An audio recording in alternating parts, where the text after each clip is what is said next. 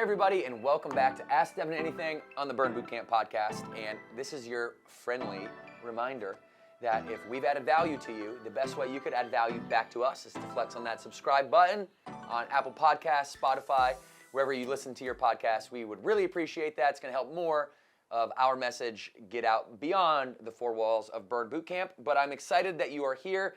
Let's get into it today. I'm going to go 4 questions. 2 are going to be pretty in-depth answers, and then 2 are going to be quick and dirty answers. Are you ready to go? Hopefully you're having a fantastic day, but hope is a bad strategy. Have a fantastic day. That means on purpose, with intention. Wake up every single day. Breathe in the beauty around you. I mean, you've heard the stat. If you don't know it, I'll tell you it right now. It's 1 in 400 trillion. That is your probability of existing on this planet. And every day is a beautiful day. Don't forget that.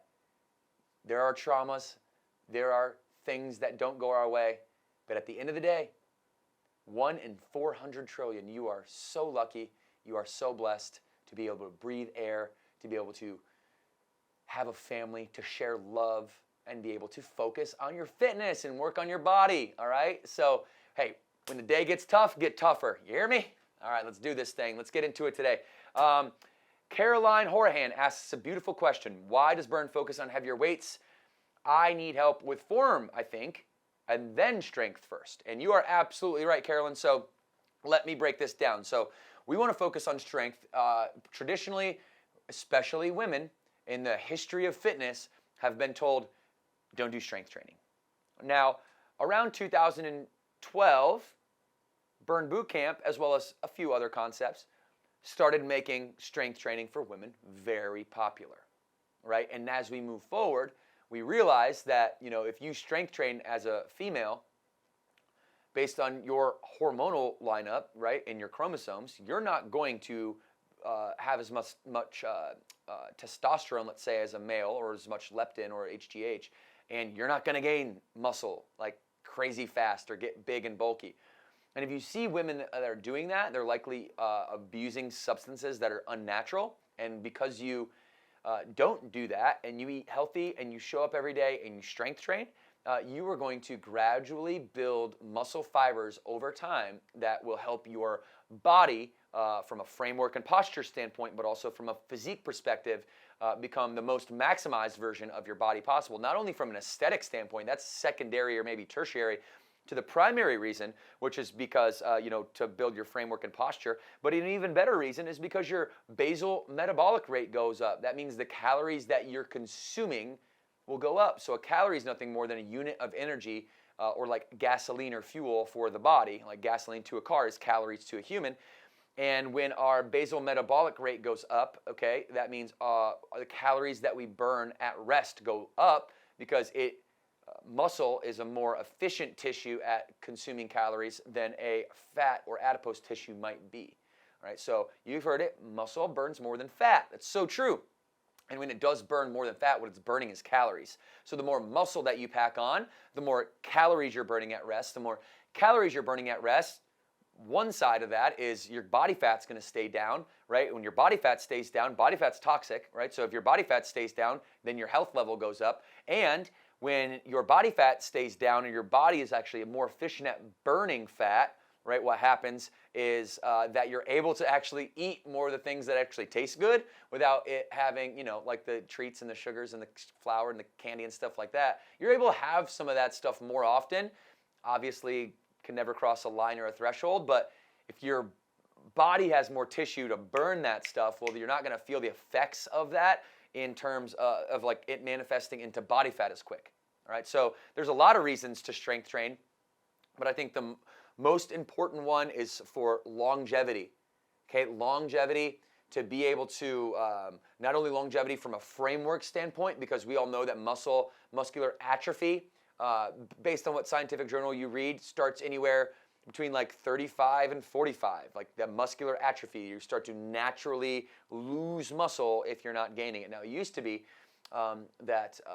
they used to say that you could, like there's a certain age where you couldn't reverse that, and now they're proving with just advances in modern science that it doesn't really matter what age you are. you can create what's called the opposite of atrophy, is hypertrophy, and you can actually create more muscle. Not only have they found that you can create more muscle, but Dr. Wendy Suzuki wrote a book called Happy Brain, Happy Life, where it actually says when you perform a demanding workout or like strength training and you are working out real hard, getting your heart rate up, taxing your muscular framework, you actually build a very important structure in the brain. You actually build this structure up. It's called the hippocampus, and it's responsible for like memory, like long-term, short-term memory and memory store. And so this is what gets degraded as over time, it atrophies over time, if you do not build it back up and stimulate those neurons so that it does grow. And so Wendy Suzuki wrote a groundbreaking book. I highly recommend that you guys read that book and go in depth with it if you're interested in this type of stuff.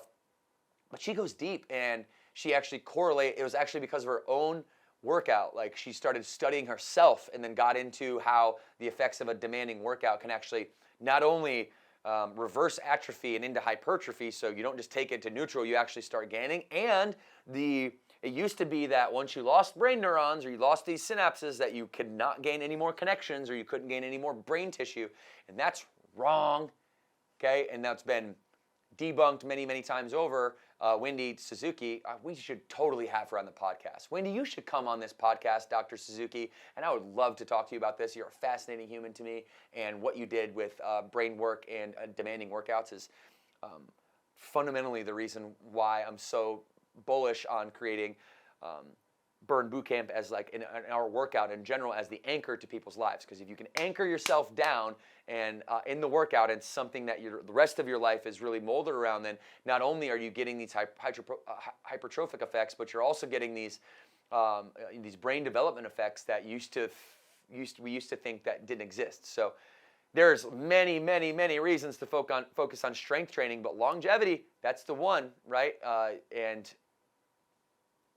obviously we're doing so without unnatural substances that, are like pouring toxins into our body. So like you might have that argument, well, like, shouldn't I do like an illegal substance if I can gain muscle faster? Well, it's like,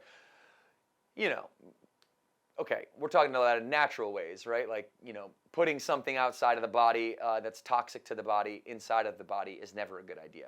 And it's going to break down your framework. So over time. So that is the reason. And what all of our trainers do in terms of like helping our members is three things really, okay? So it's form over everything. We want form failure first.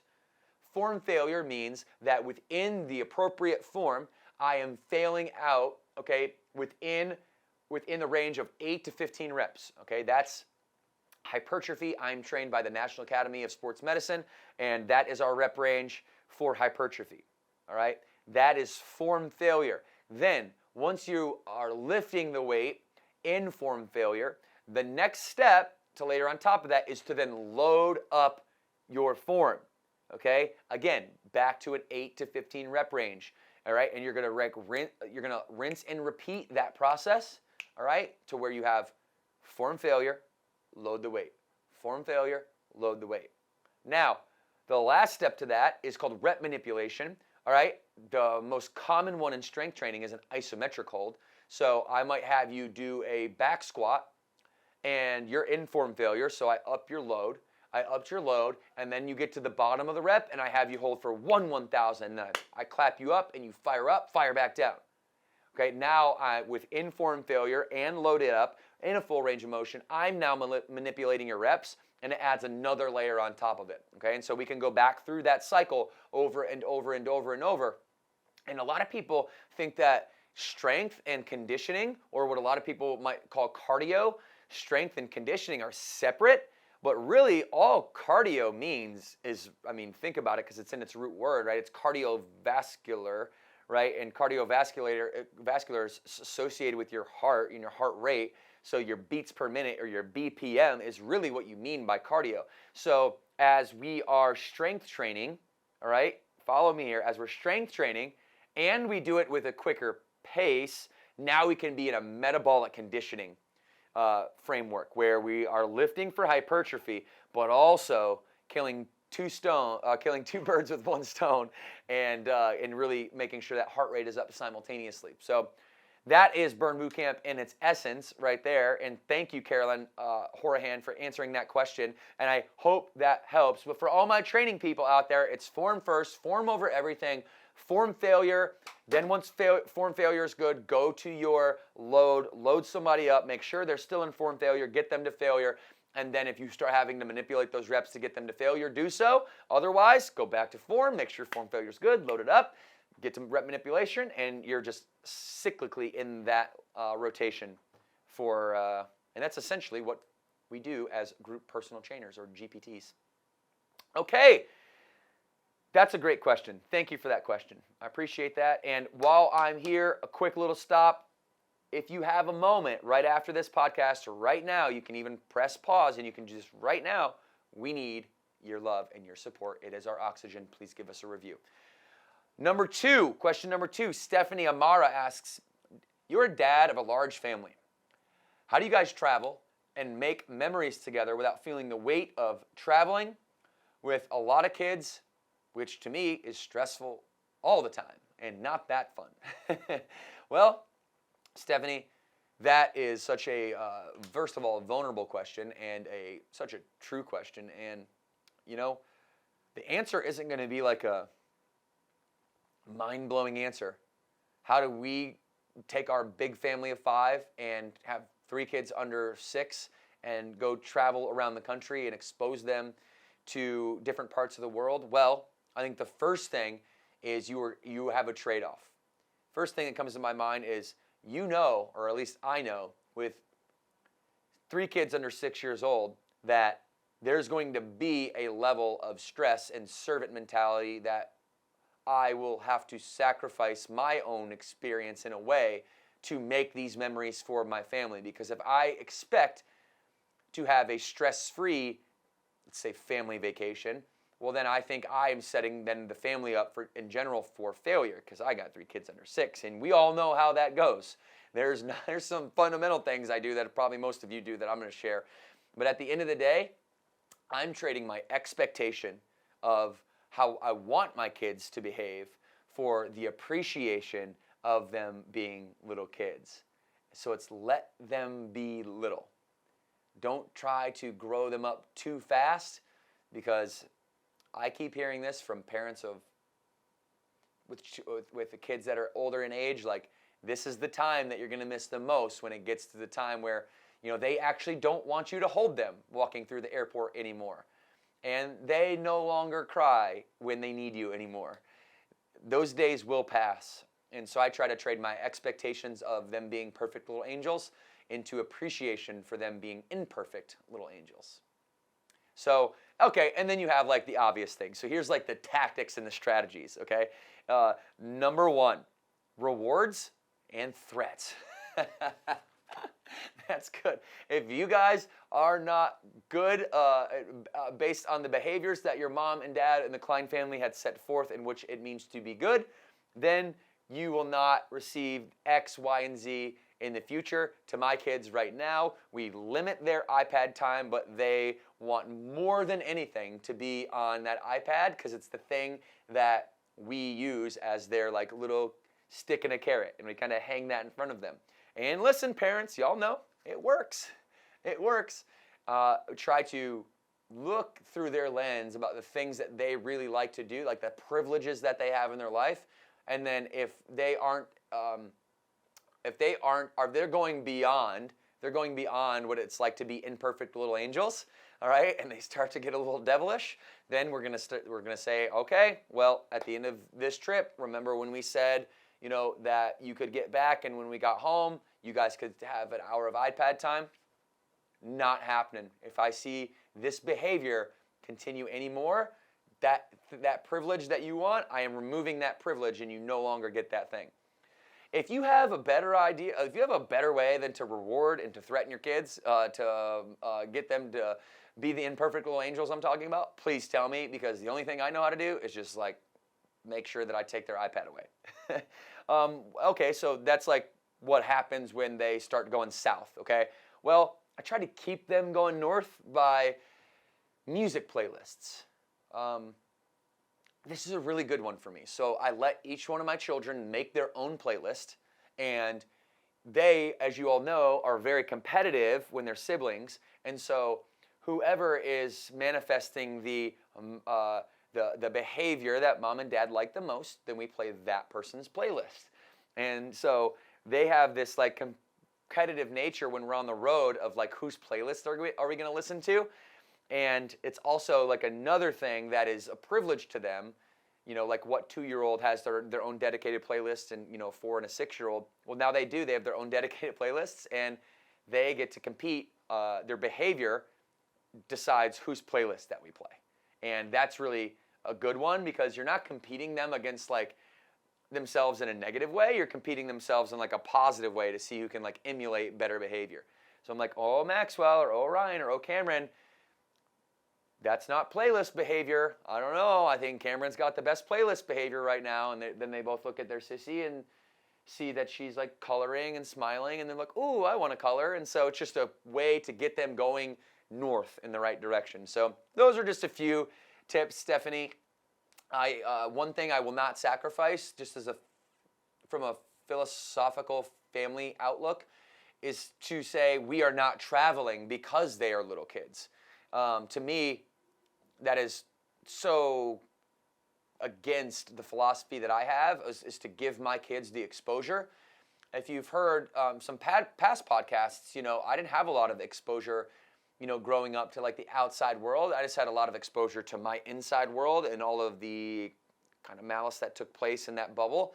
And so I want my kids to be as well-rounded humans as possible, and therefore you have to get them outside of the 4 walls of our house. And even if that means mom and dad's sacrifice of temporary insanity, we're willing to eat that on the fact that we're doing this for the greater good of the family as a whole.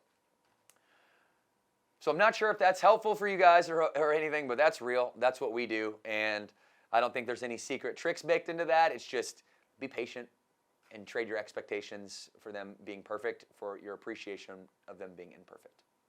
Number 3, Maggie Pell says, how did focus meetings come about and how to make the most of them? So today, if you sit down and you go through focus meetings with any of our trainers at any of our gyms in the country, you're going to go through 3 different stages. The first one is called break the pattern. The second one is called build the plan. And the third one is called deep dive. And I'm going to break down just quickly for you those 3 things and why they exist. And then I'm going to go back and tell you a story of how it existed in the first place. So these 3 things, these 3 structures or frameworks exist because when I was a trainer at Lifestyle Family Fitness, and we did the equivalent to our focus meetings, they were called consultations or body consultations. The first thing that I noticed about these consultations is most people, men and women alike, would come in to see me and they would want to talk to me, but I was taught to just throw them on the scale and start wrapping their body with a tape measure and get to the sale as fast as possible. And to me, that was a sales consultation. That wasn't a personal body diagnostics consultation. And so, it wasn't about actually like finding out what they wanted. It was more about emphasizing what I already knew they didn't want. Like, who wants to be 100 pounds deconditioned? Who wants to have 38% body fat? Like, who wants to walk around feeling lethargic? Who wants to have a waistline that's double the size of what it's supposed to be? Who wants those things? Like, nobody. That's the reason why they came into the building in the first place. People come to me and they come to Burn Boot Camp because they're not okay just the way they are. So the worst advice you could give somebody is that you are okay just the way you are. Well, why the hell would they be stepping into the building in the first place? And as a vote of lack of confidence for themselves to say, hey, listen, I'm not okay. I need your help. It should not be on us to say, no. You're okay. You're good just the way you are. That's called sympathy. Okay, that's sympathy. That's not helping anybody. It's like me having Cameron, Max, and Ryan. And this is totally hypothetical, but Cam's a phenomenal student, Max is a phenomenal student, and Ryan's not, right? And somebody comes to me and they say, hey, well, I know Ryan's not like a great student, but at least Maxwell and Cameron are great students. Like, Shut up. It doesn't make me feel any better. I'm not having a conversation with you so that you can tell me and reassure me why my kid not being good at school is okay. It's not okay that he's not good at school. So this is a metaphor for like how people come in and see personal trainers. Like the worst thing you could do is pat them on the back and say you're okay just the way you are, and we don't need to train that hard, and you don't need to make a lot of lifestyle changes because you're just fine. They wouldn't be there if they were just fine, okay? So when someone comes down and sits with us, we want to ask them right away why they're not okay. And I don't do that in a negative way. I do that in a positive way. I say, hey, what is your vision for yourself and what's stopping you from getting there? That is the first question you're going to hear from all of our trainers in Burn Nation when you come into a focus meeting for the very first time. Everybody does break the pattern on the first one. Why do we call it break the pattern? Because I've been to almost every other concept relative to ours, and no one just sits down for the first 15 minutes of an introduction to somebody and says, hey, tell me your vision and everything that's stopping you. 3, 2, 1, go. And then sit there for 14 minutes like we should be and just listen, and at the end of the 15-minute session say thank you for telling me without trying to solve all of their problems, and let's get a session in the future so that we can begin to go to step 2, which is then build your plan. Then we're going to get in based on what we know about this person's vision. Then we're going to get into that. All right, let's build the plan. What's your camp goal? Like, this is about what we can gain, not about what we lose. So let's focus on consistency and showing up. How many times a week are you going to get to the gym? And if it's 3, it's 3. If it's 4, it's 4. If it's 5, it's 5. If it's 6, it's 6. Hell, if it's 1, it's 1 to get started. It is your goal. Our job is to help you build your plan. All right, what are your gaps in your nutrition?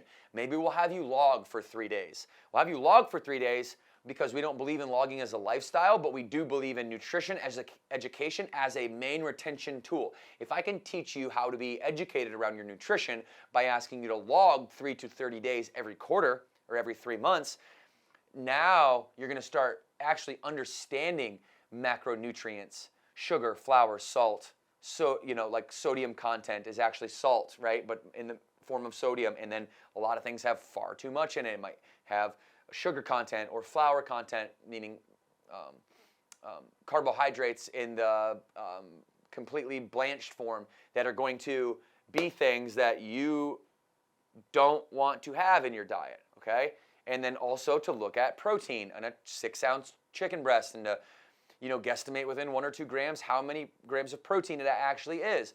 And you can't do any of these things unless you're educating yourself on nutrition, which is why it's a 3 to 30-day snapshot where you just periodically you're going back to the research table, feeding and plugging in all the food that you're eating in a 3-day window, bringing that back into us and letting us really build that plan with you, okay?